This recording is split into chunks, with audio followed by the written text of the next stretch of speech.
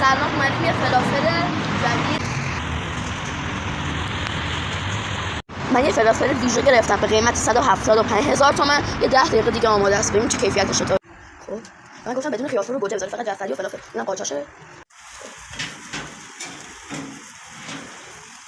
الان فلافل دستازه خودش باز کنه. ادیه هم دستازه. یعنی ادیه فلافل آماده رو من تو بازار نمیگیرم. تقریبا 8 9 ادیه است. 9 تا مختلف ادیه است. یعنی 20 ادیه میشه جدید فلافل. و اینم از فلافل‌های خوشگل که دارن میذارن. اینجا دارن پنیر پیتزا قارچ با هم پخش می‌دن.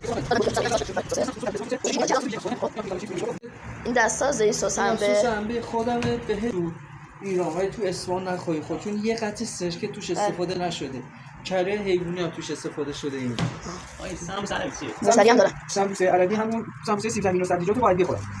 اینا فقط خوشمزه آخر. بریم سراغ تست. عالیه. همون سس هم میگم دستازه عالیه، حرف نداره.